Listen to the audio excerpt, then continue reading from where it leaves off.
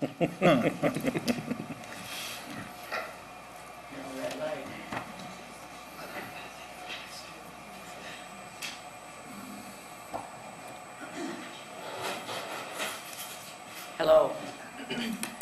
I'm Nancy O'Reilly. I'm your moderator for this evening. And our co-sponsors for this evening are AAUW, the Women's Resource Center of Winona, and the Winona State University American Democracy Project. We're pleased to welcome those of you in our live audience and the citizens who may be watching at home.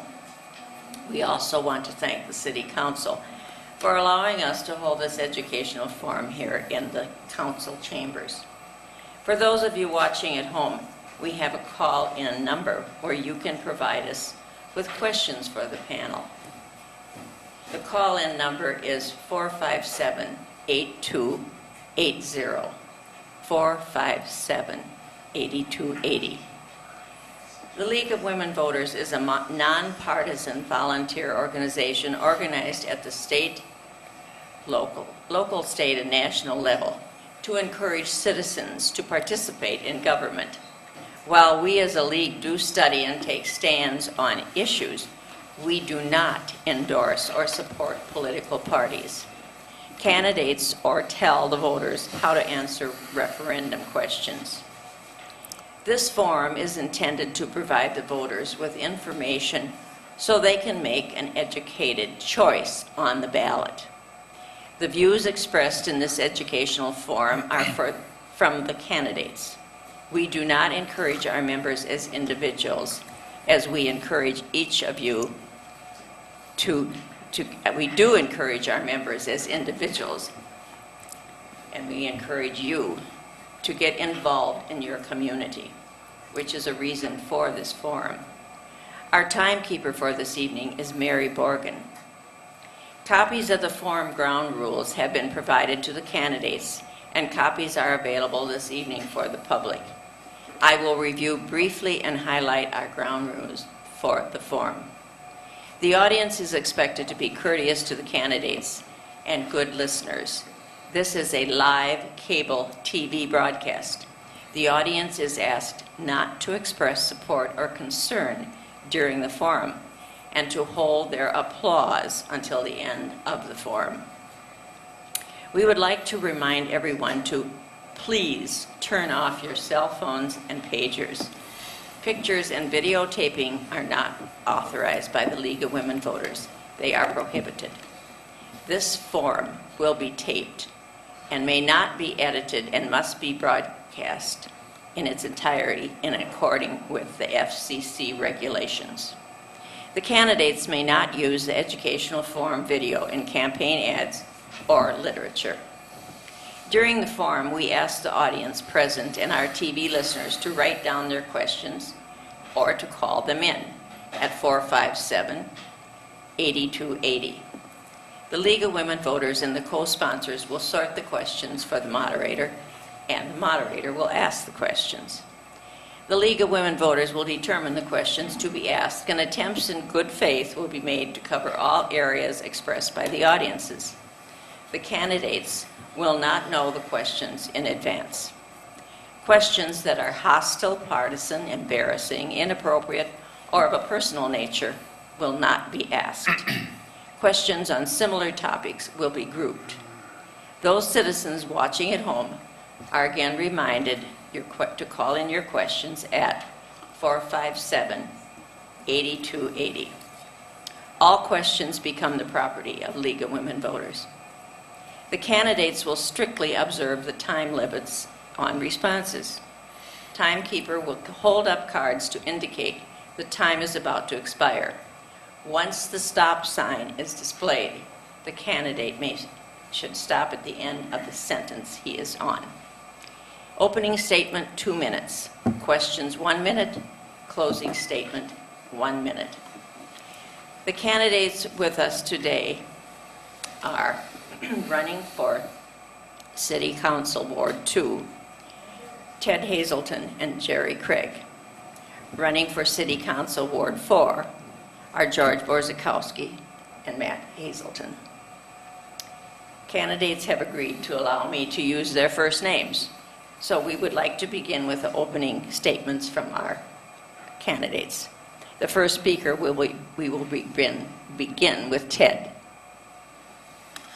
Thank you to the League of Women Voters, the Women's Resource Center, AAUW, and Winona State for hosting this.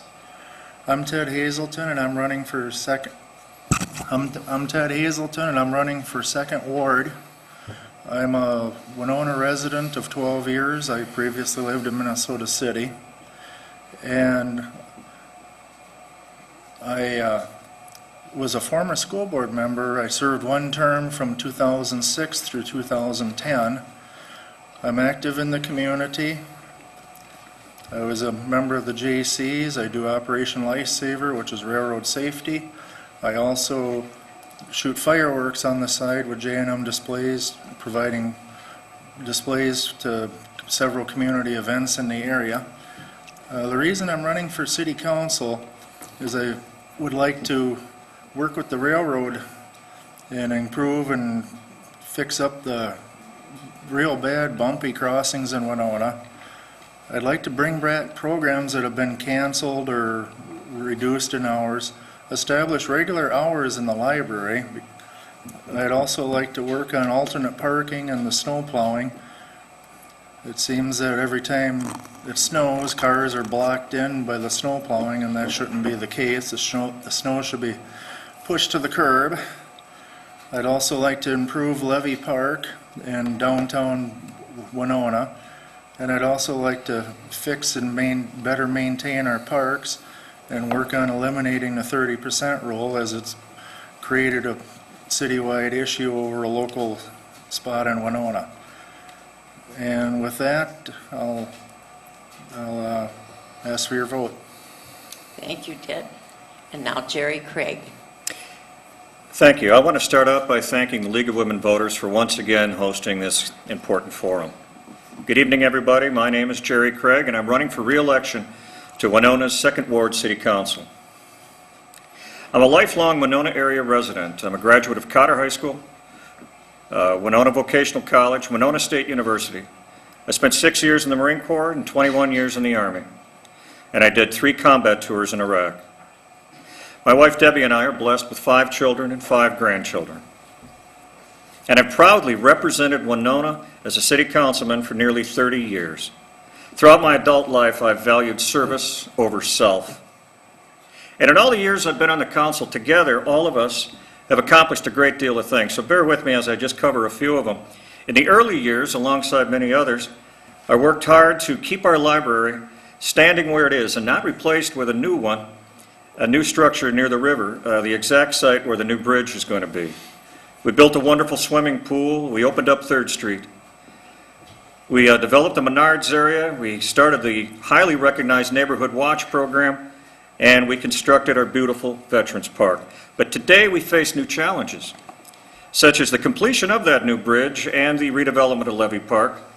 We have to work with our regional leaders preparing Winona for Mayo's destination medical expansion. But our toughest challenge is going to be continuing the level of service that Winonans deserve. And we have to do that while we keep taxes in check. I appreciated your help in the past, and I welcome your support in the future. And I look forward to your questions tonight and the discussion. Thank you. And now George Borzakowski. Good evening. Tonight I'm sitting in a chair close to where the mayor sat, and I guess I feel pretty comfortable sitting right here. So anyway, to the people in the audience and the people viewing at home, good evening and welcome to tonight's political forum. I'm George Borzakowski, and I am the current 4th Ward representative, and I am seeking re-election to this office. I have been employed by Peerless Jane Company for over 40 years. I am a part-time adjunct instructor at the Winona Vocational School, or Minnesota Southeast Technical now.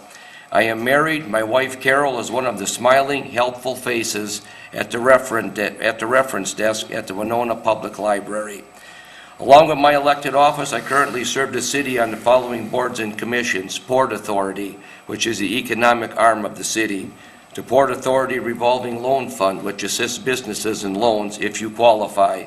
Winona Housing and Redevelopment Authority, served 3 years as chairman, and currently I am the interim chairman. The Deferred Assessment Committee and the Joint Airport Zoning Board. You have put your trust and confidence in me for 16 years to represent you and bring your voice to the council table. During that time, I have worked hard to build good working relationships with businesses and residents throughout the city. My main objective is to listen to the residents of the 4th Ward and represent their issues and concerns. One of the most important 4th Ward concerns is the switching of trains on Mankato. We are working with city administration to find a good solution. I am currently working with the Neighborhood Watch Group to replace the building at Sobieski Park, and I plan to work hard on finding another entrance into the East End Industrial Park and to update the infrastructure in the 4th Ward and in the city. Thank you. And now the other candidate for the 4th Ward, Matt Hazelton. Hello everyone, my name is Matt Hazelton. First, I wanted to say thank you to the League of Women Voters for putting on this forum, along with the audience and the viewers at home. I would also like to thank George, Ted, and Jerry for being here as well. I wanted to also thank all of you in the 4th Ward who showed your support at the primary, which allowed me to be here tonight. So you ask why I am running for 4th Ward City Council. There are more issues I'd like to tackle than I have time for now, but my top 3 issues are, number 1, economic development. I feel we need to act soon and look at areas that can be developed or improved to open up for growth in Winona. Land available for growing businesses is extremely limited, and what's left at $600,000 per acre doesn't cut it. Number 2, it's not a new issue, but it's getting worse. We need to address the issues of the terrible train crossings. The wait times are often way over the 10-minute limit. The Mankato Avenue crossing is particularly bad. Number 3 is Winona Parks. We need to come up with a plan for the Levy Park and get it in front of the taxpayers for opinions and execute it. A proper levee and better connection to the river should be an integral part of our downtown like it was 100 years ago. With our parks being a focal point of the community, I would also fix the issues with Lake Park. In particular, the huge tree stumps, the weeds around the trees, the broken tree branches, the sucker tree growing through the pine trees across from Vets Park, and a bandshell with chewing gum and weeds in every crack is not an acceptable delivery of city services. I believe all the park issues can be addressed with proper scheduling and motivation of the current workforce without raising taxes. Thank you. And I appreciate your opening statements, and now we will begin with the first question from the audience, and it is, what are the most important infrastructure projects should the City Council focus on during the next 2 years? And we'll begin with Jerry. That would be streets. We set aside $1 million a year to do streets. We did that some time ago. Money got tight. We had to pull that money back in order to run the city. We now put $1 million back in. When we do the streets, it's not just the streets, but it's the infrastructure underneath it. So first and foremost, it is the streets, and we're going to try to keep that $1 million a year. As a matter of fact, the other night we just opened up the bids for the next projects. They came in at just over $900,000, which gives us about another $100,000 to put back into next year. So next year we should be doing about $1.1 million. Thank you. And George? The infrastructure projects that I see as well are the streets, the curbs, the gutters, the public utilities, the sewer, the water mains, the sewer lines, and the main itself. Also infrastructure outside of streets and curbs and gutters. It's our own buildings, it's our own equipment. And like I say, you've seen now, we just, put $1 million in for our streets, and I have never had so much positive response about the work that has been done. As Jerry said, it will be funded again, and if re-elected, I will continue to push for money to be in there for our infrastructure projects. Thank you. Matthew? And I agree with everything these guys had to say here. I know that we budgeted $1 million this year to do the roads and curbs that have already been done. I think that that's a program that needs to keep going. I'd really like to see improvement on a lot more roads, curbs. I know when we were on Franklin Street and we were moving all our utility poles over, all of the water lines and everything underneath were basically just falling apart and rotten. And I know there's a lot of that everywhere that really needs to be replaced. So I would like to see a strong program continue for the roads, curbs, sewers, water, gutters, etc. Thank you. Thank you. Ted? I too would also concur with what the other three gentlemen have said. I believe that the program in place now is an excellent start. I'd like to see it continue. There are a number of other streets that also need attention, along with the sewer and gutter and curb replacement as well. On Fifth Street where I live, every time there's a substantial rain, the sewer can't handle it and the street floods out. I guess it's too small of a diameter pipe that filters to a bigger pipe down towards Gilmore Avenue. I'd also like to improve some of the unsafe and uncontrolled intersections in Winona. There's just too many uncontrolled intersections, and Winonans know enough where to look for trouble, but the out-of-towners do not. And I'd also like to work with the railroads and improve our railroad crossings, the surfaces and the aprons crossing those tracks as well, and continue pushing for improvements to city parks. And now the next question. Often the ward you may represent would have special issues. Are you aware of any of the issues in your ward? And we'll begin with George. Special issues in my ward? That's what the question is. Okay, I guess what I would be looking at as far as a special issue is we certainly need to get another entrance into the Fourth Ward, into the East End Industrial Park. Be it via Louisa Street or another avenue, we need to find something, another way in there and get the traffic off of Mankato Avenue. And also, again, as I mentioned, is a big issue is the switching of trains on Mankato Avenue. We need to get that diverted off and further down the line. Could you please repeat the question? Yes. Often the ward you may represent could have special issues. Are you aware of any issues in your ward? Yes, I am. The biggest one in particular for me is the Mankato Avenue train crossing. I don't know how many times, even just throughout the regular work day, that I've sat there in a bucket truck, waiting to go on an outage for 30 minutes at a time.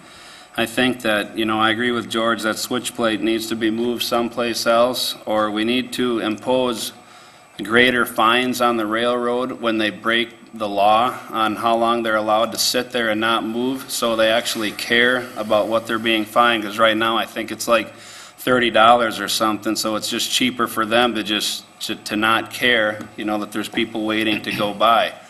I'd hate to see someone, a block down from the train tracks there have a heart attack or something and an ambulance not be able to get through because there's a train sitting there for 45 minutes. I'd hate to see that happen. Thank you. And Ted? In the second ward, I've heard it mentioned by a number of constituents, the West Recreation Center needs to be reopened. That's a disservice to those kids in that area of town. That rec center was built originally as a fire station, and then the city converted it to a recreation center and built an addition on it in the 80s. I would like to see that reopened again. I'd also like to address railroad crossings. The 5th Street and 7th and South Baker are horrendous. If you don't crawl over those tracks or move over, you're going to need a front end alignment. We need to work with the railroad to get this done. And also, again, another issue, all the uncontrolled intersections in that end of town and the odd placement of where stop signs are. Why do we need a stop sign on Cary Drive and Gilmore Avenue when there's no traffic? Jerry? As for the West End Rec, there is a group working right now that's going to, they're trying to put a different type of a recreational business in there. It's going to be a nice mixed use. Park Rec is working on that, and I'm working with that group that's looking at that. So that is in process. Something positive is going to be happening to that very soon. One of the biggest things in Second Ward that people are concerned about, and it happens just about this time every year, and that's safety. Recently, we had a rash of burglaries, and we had the flag burnings. And then, of course, there's the youthful exuberance of partygoers that create a tremendous nuisance for a few months. Because of that, about 20-some years ago, we started a neighborhood watch program, and that's been going on successfully every year since then. And in the last 3 months, we've attended probably 5 different meetings that I've organized. So I would say first and foremost right now it would be the continued safety of the residents of the Second Ward, and I'm actively involved in that. For the next question, we'll begin with Matt. What should be the role and authority of the city manager?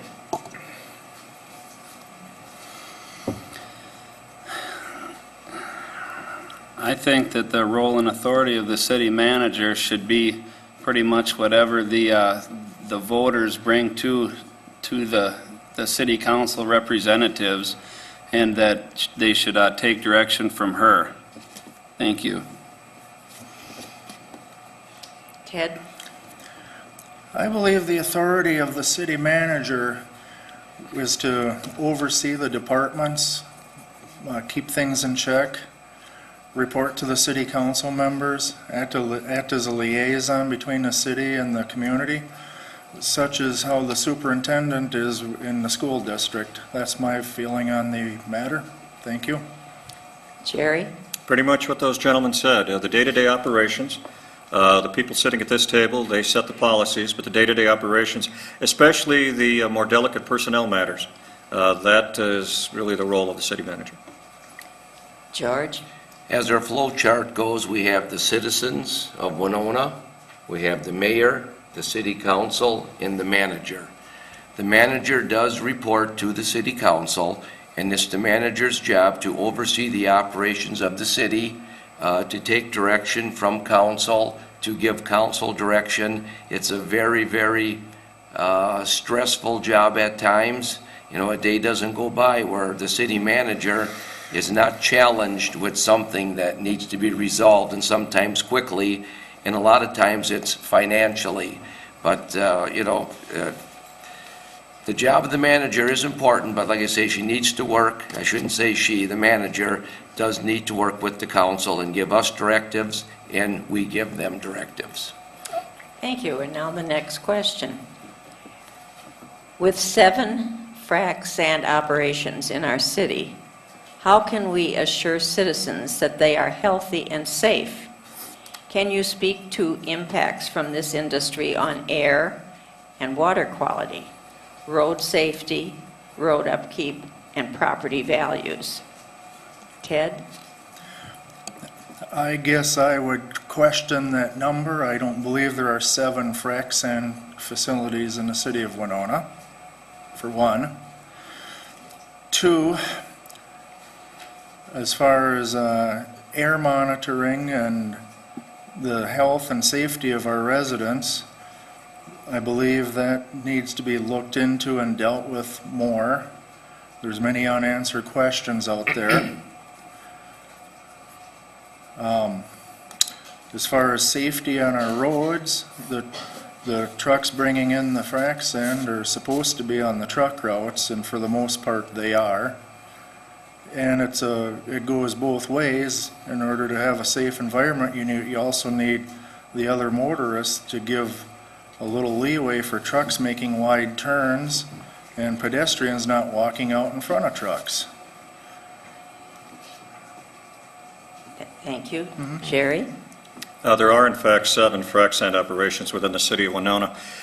We just had a meeting with the MPCA. Some of the people in the audience were there. We had that meeting from about 4 to 6. And a lot of great information came out of that, a lot of the information that we were waiting for. And we found out the results of the MPCA testing that they've been doing over the last 9 months, and they're going to do testing for the next 3 months. Now, the question is, was that testing done in the right location and what's going to happen after the next 3 months. But I can tell you what we're going to try to do and what I propose to start doing tomorrow based on the information that we got today. I'm going to start working with administration tomorrow to get it on the council agenda to propose that we do monitoring, fence line monitoring at all of those locations. And the expense will be taken care of by those facilities. After that meeting, I met with one of the operators of one of those 7 operations, and they could kind of see the way no pun intended, the way the wind was blowing, the political wind was blowing, and they agreed to meet in the middle. So we saw a lot of progress. George? Yes, I had the opportunity to attend the same meeting that Councilman Craig was at, and other council members were there. And yes, we do need to monitor the air, we need to monitor the water, the roads that we have. There is money in an account to repair any city damaged roads from some of the buyers, from what I understand, from a couple of years ago. But like I say, it's something that they gave us information. The information was somewhat kind of shocking to me, some of the results that they had. But, I agree with Councilman Craig. We are heading now in the right direction of this. And I think a lot of the frac sand facilitators are also going to be quite open to doing this as well. Thank you. And Matt? I agree 100% about us putting air monitors out, because I think, the public safety should be one of our biggest concerns with that. I had the honor a couple weeks ago. I toured 2 of the frac facilities in Winona, the one old mine that hasn't been used in a couple years, and I toured one of the wash plants that was in progress. And even the Mine and Safety Health Administration comes and does independent studies on their own, and the results just from this summer, where they put an air monitor on the actual workers that are loading and unloading, came back 0. I think that we need to find a better way I believe all the trucks need to be covered that are coming in and out. Buffalo County is actually passing an ordinance right now where they're going to reduce the number of trucks to 25 trucks a day that can leave any mine, so I think that's going to cut back for Winona.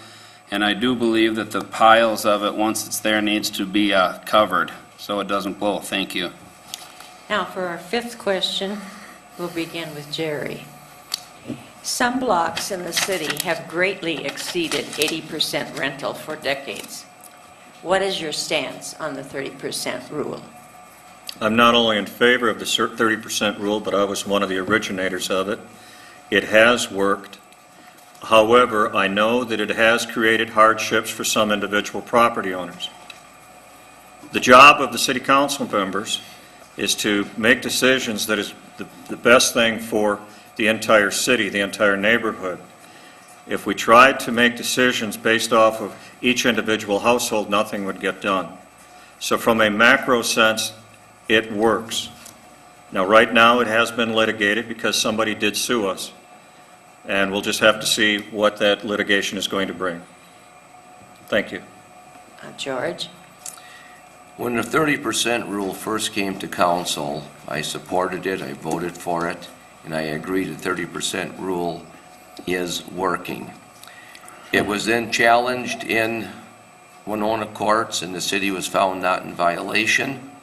It was challenged in an appeals court, and we were found in no violation, and it's in the Minnesota Supreme Court, which I believe November 6th they're going to be hearing this case, and those are the only comments that I will make on it. Thank you. Matt? My stance on the 30% rule is I believe overall it is for the greater good. It does protect the face of the neighborhoods, and some of them are overrun with rentals, and we all know what those look like. Some of the things that people have told me they don't like is a friend of mine was trying to rent a house for him and his two boys, and just about every landlord in town he called, they wanted $350, $300 to $350 a room, and I think that is, quite excessive for, a family to rent a house for $900+ when just a few years ago that same house was $500. So with that said, I think overall it is working, it is for the greater good, but I think there are some changes, a few changes that could be made to possibly benefit the citizens. Thank you. Ted? When the 30% rule was enacted, it was done with good intention. However, it created a problem from a small area around Winona State to become a citywide problem. I oppose the 30% rule because here's why. One, it pushed the problem further east and west. We have issues in my area of partying, garbage, people not maintaining their properties, etc. The fact that the city has been sued and gone to court, the taxpayers have had to shell out thousands of dollars in legal fees to defend this. If I lose my job and I need to save my house, I should have the option to rent it out as a homeowner. You know, why should my neighbors rent and I can't? It's unfair to the 70%. Thank you. And now for the next question, we'll begin with George. The downtown lighting and campus lighting is poor. Students and residents would be safer if there was better lighting. How can this issue be resolved? The issue can be resolved right now is we have a group called Main Street, which focuses strictly on downtown Winona. They're putting on many events to get Winona livened up again, and I'm sure this is one of the issues that they would look at as lighting goes, and working through the council, I'm sure that can be improved. But I think that's a project at Main Street group. It's a good bunch of people, and they will get something to work on that. Matt? Could you please repeat the question?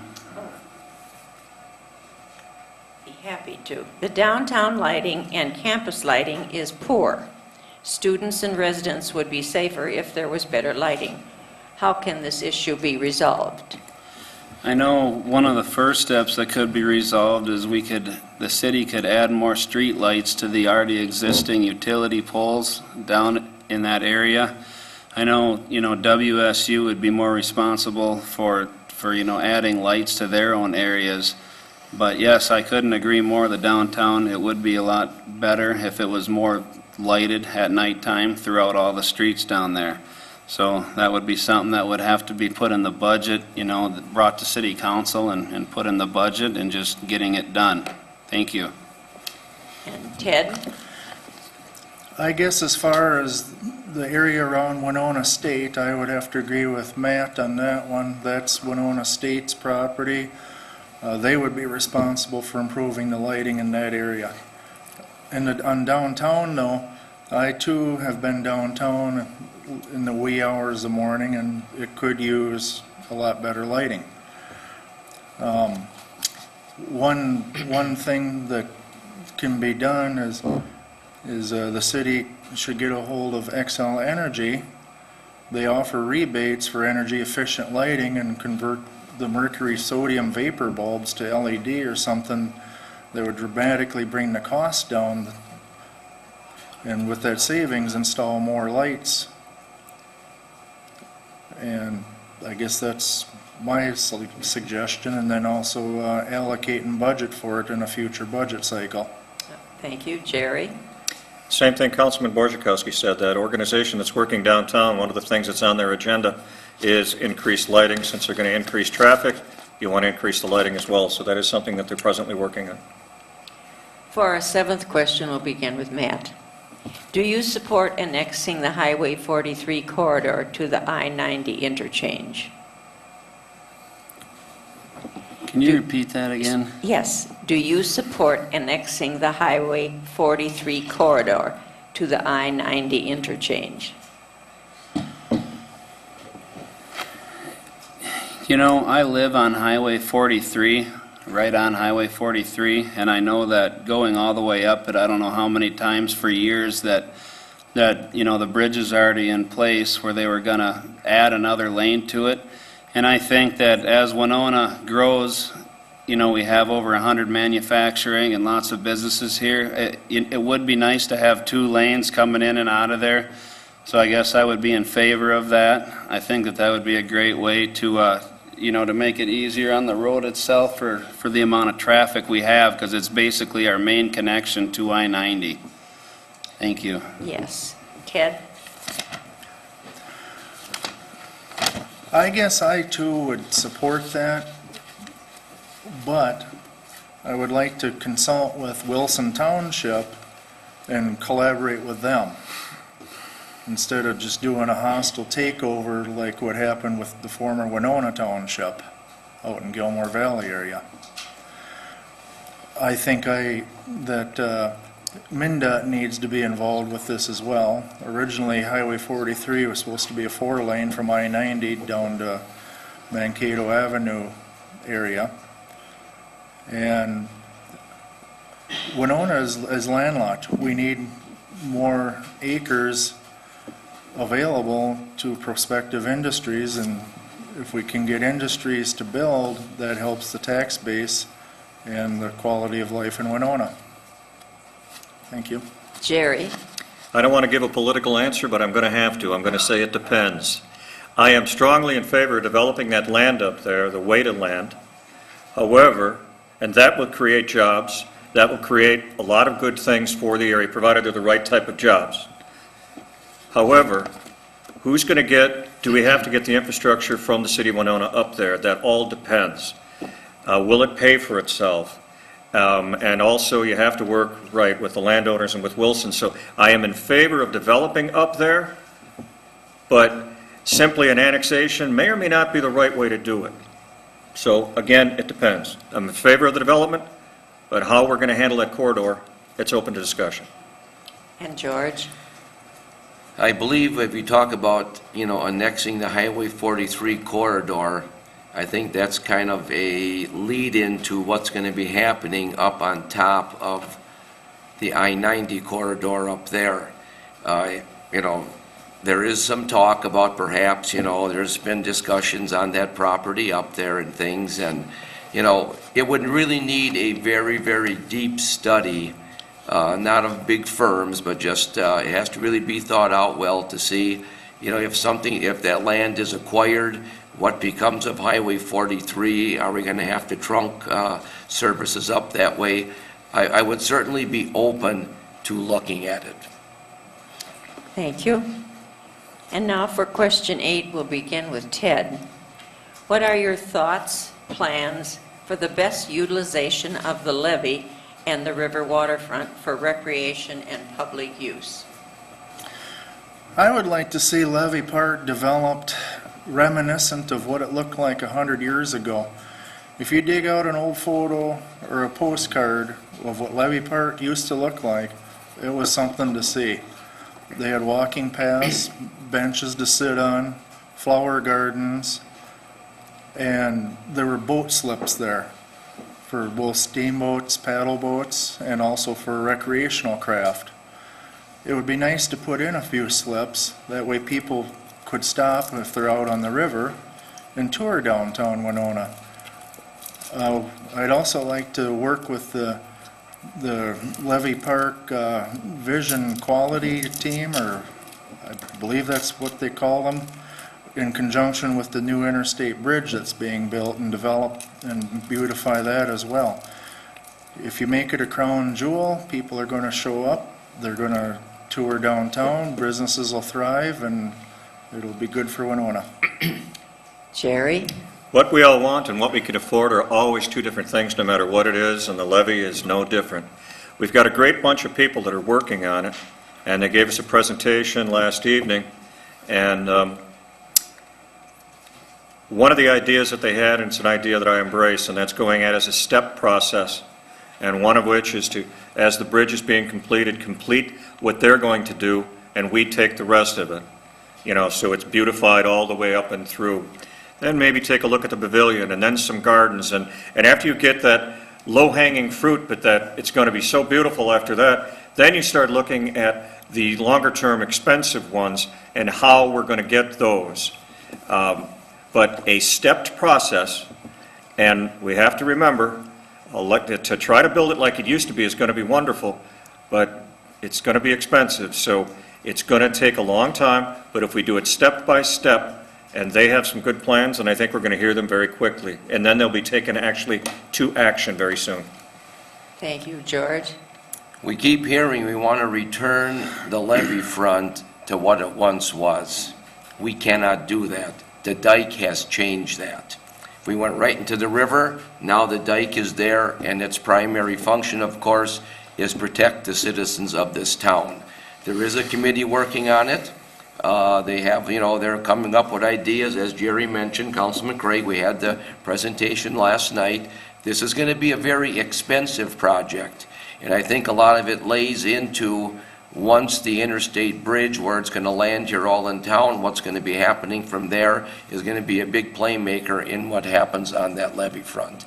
But like I say, it's a good project. It's going to revitalize that area. It's just going to take some time and a lot of money.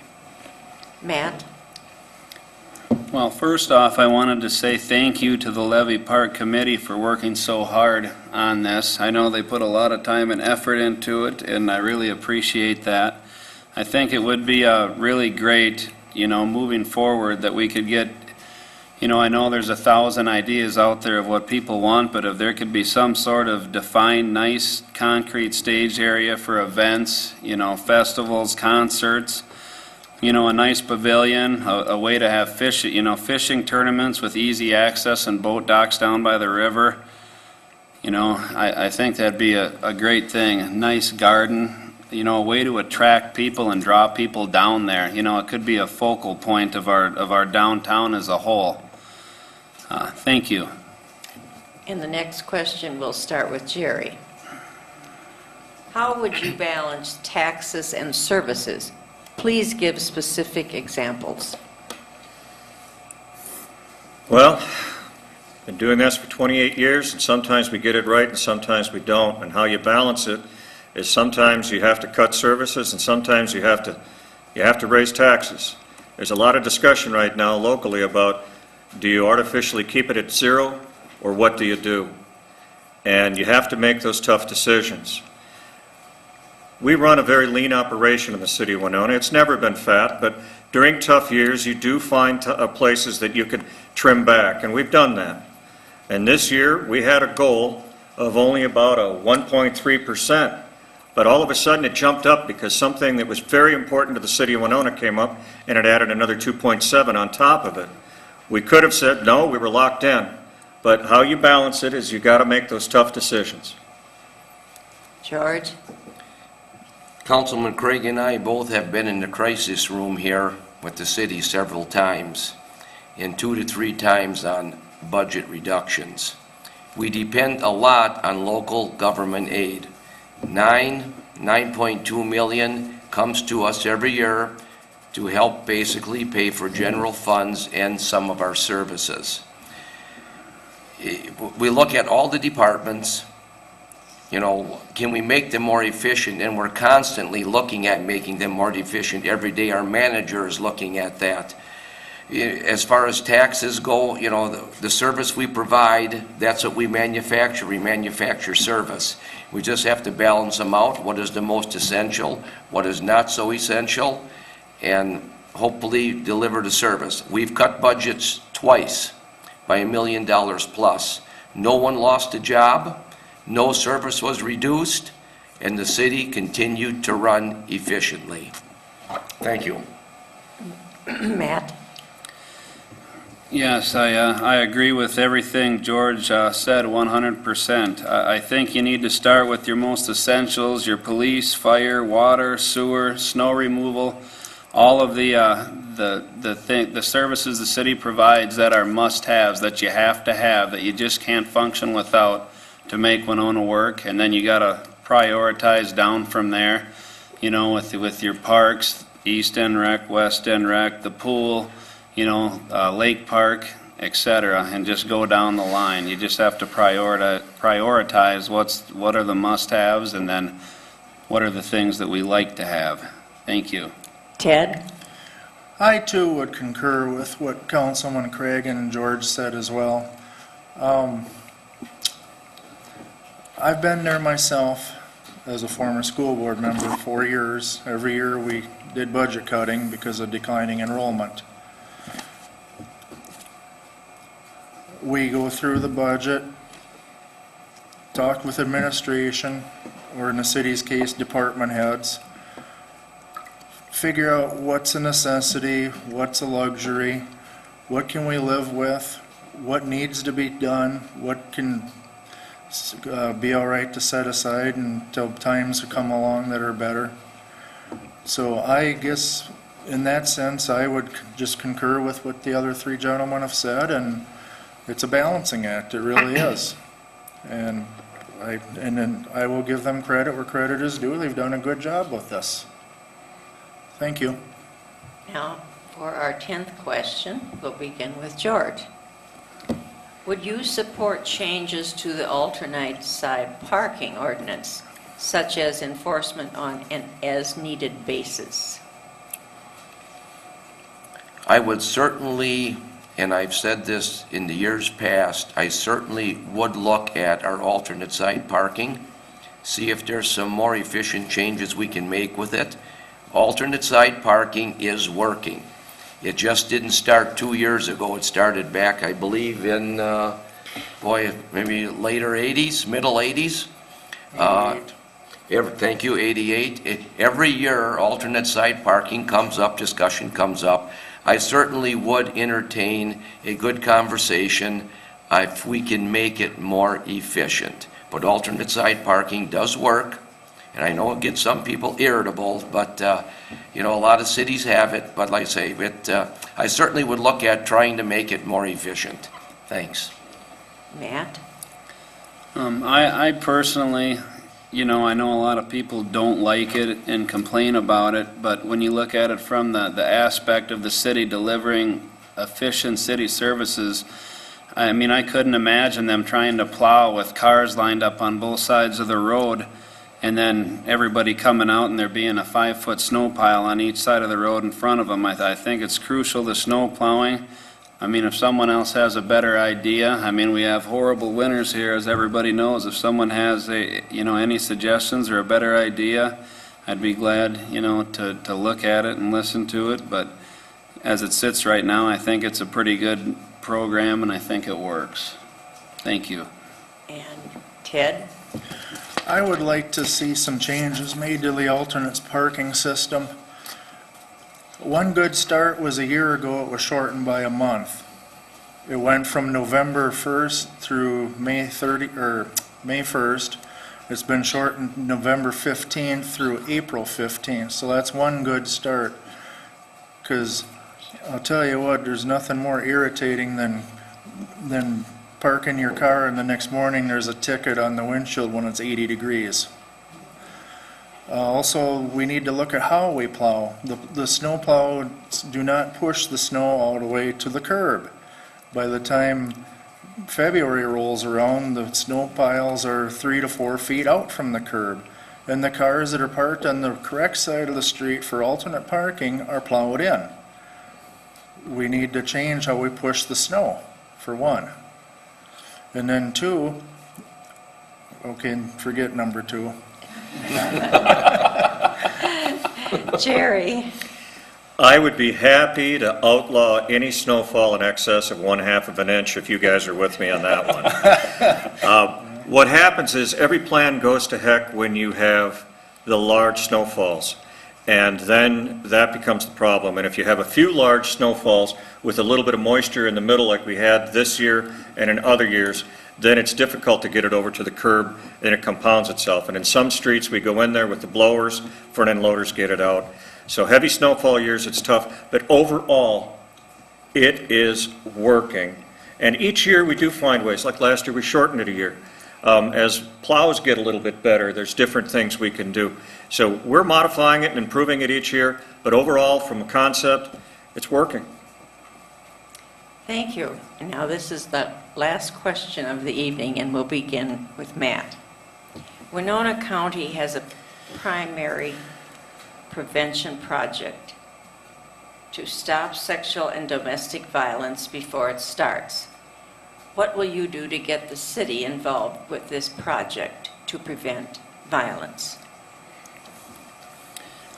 You know, I think that the city and the county should work together in a lot of aspects, and I think they should work together a lot more than they currently do. Recently, I got in contact with all the current county commissioners, and I went and actually met with one of them for about 3 hours on ways that the city council and the county board could collaborate with ideas and kind of come together in a lot of different areas. And I believe, you know, a lot of this stuff that we're dealing with needs to, you know, start with proper parenting at home. And I also think that the schools, you know, need to keep the youth involved and informed about this stuff and try and prevent it. Thank you. Ted? I would also concur with my nephew over there that we need to collaborate more with Winona County. The city of Winona is actually the county seat, and the two entities need to do a better job of collaborating. I would gladly welcome this program to fruition in Winona. I also agree that the school districts need to be involved and be proactive in the matter. There's no place in society for domestic violence. It's just evil, it's wrong, it shouldn't be there, but unfortunately it is. I would advocate strongly that we need to pull all the resources and educate people and help the other entities involved bring awareness to the situation so that someday it ends. Thank you. Jerry?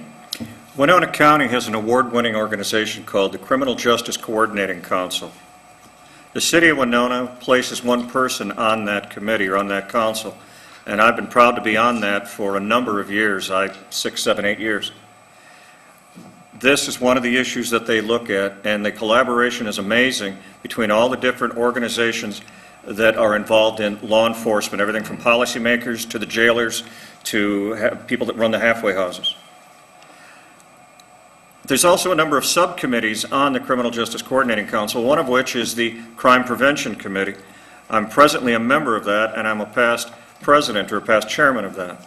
So yes, we are going to be looking at that, and I have an active role in it. And George? I agree pretty much 100% what Councilman Craig has just said.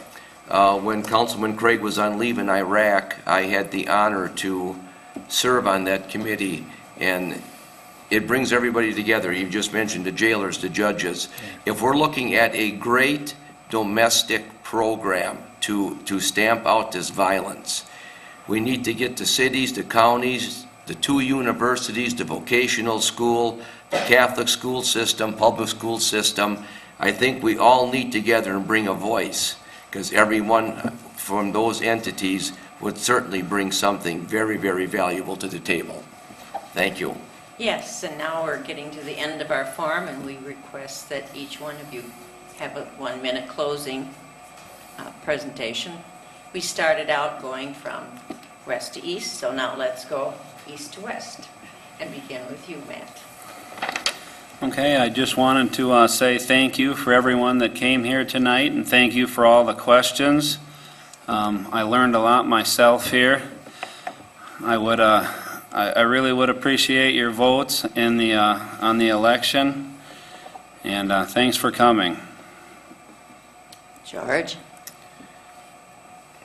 I'd like to apologize for my voice tonight because I'm just getting over a little cold. It's normally not always this raspy.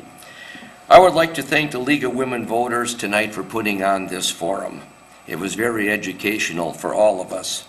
During my 16 years of serving the city, I have been part of a council that has been the most productive, it's been the most challenged, it has seen the most controversial and the most emotional times that the city has ever experienced in years. You have supported me well, and I appreciate it. And this November 4th, I ask for your vote. re-elect George Borzakowski, 4th Ward City Council. Thank you. Jerry? Again, thanks to the League of Women Voters, everybody in the audience, including those who are watching this on television. Everyone viewing this believes in the importance of democracy, so you don't need me to tell you or to remind you to vote. So what I want to do is to challenge you, something I do every single year to a bunch of people. So please take this friendly challenge. You guys are going to vote, but please find one person who is not going to vote, who doesn't believe in it or whatever. Get that person to cast their ballot. And when you all cast your ballot, I'd like your support. But I would prefer somebody who's not going to vote for anybody rather than not voting at all. Thank you very much, and good night. Ted? I too would like to thank the League of Women Voters and the Resource Center, the Winona State, and everybody that made this meeting a possibility.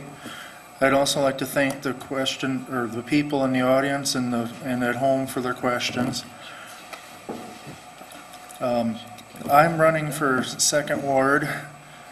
Jerry is not my enemy, he is my opponent. I respect that he's served the city for 28 years. I feel that times are a-changing, that there's new challenges out there. It's time to look at stuff through a fresh set of eyes. I'd like to see things brought back or improved, as I had mentioned earlier.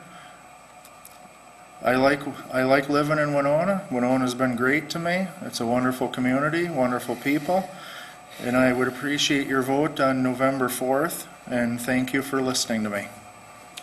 We're now at the end of our forum time. Thank you, candidates, for a very informative evening. League of Women Voters would like to thank our co-sponsors, the AUW, American Association of University Women, the Women's Resource of Winona, and the Winona State University American Democracy Project. We would also like to thank HBCI for taping this educational forum. Selected candidate forums will be rebroadcast on the Government Access Channel, Charter Cable 987, and HBCI Channel 19. Check your local media for dates and times for these rebroadcasts. We'd like to share some dates with you of the upcoming League of Women Voters candidate forums. On October 21st, the Minnesota Legislature, House Districts 28A and 21B. October 22nd, meet and greet local unopposed candidates, Winona County Attorney, Winona County Recorder, Soil and Water Board District 1, Winona Area Public School Board Districts 1 and 2, Winona City Council at large. This event will feature televised candidate statements and time for the public to directly meet the candidates after the television portion has been done for the evening. All League of Women Voters general election forums will be held here at Winona City Hall Council Chambers throughout October 2014. They always begin at 7 p.m. Watch your local media for publicity about these opportunities. Through the courtesy of the Winona City Clerk, we rebroadcast the 2014 League of Women Voter Forums on the Government Access Channel, HBCI 19 and Charter 987. The rebroadcast for this forum of the Winona City Council Wards 2 and 4 will be Monday, October 13th, 7 p.m., and Wednesday, October 15th at 9 a.m. All League of Women Voters general election forums will be held in this Winona City Hall Council Chambers. They begin at 7 and watch for local media publicity on the updates. If you need more information on becoming a registered voter, please call the Winona County Auditor or the Winona City Clerk. You may also register to vote online at the Minnesota Secretary of State's office until October 14th, 2014. Minnesota also has registration at the polls. Check the Minnesota Secretary of State website on the process. as several items of identification must be provided on election day to the election judges. Minnesota League of Women Voters.org, mnlwv.org, is a website that you may also use for general voting information. Please vote on the general election, which is November 4th. The polls are open at 7 a.m. through 8 p.m. Thank you for joining us. Have a great evening.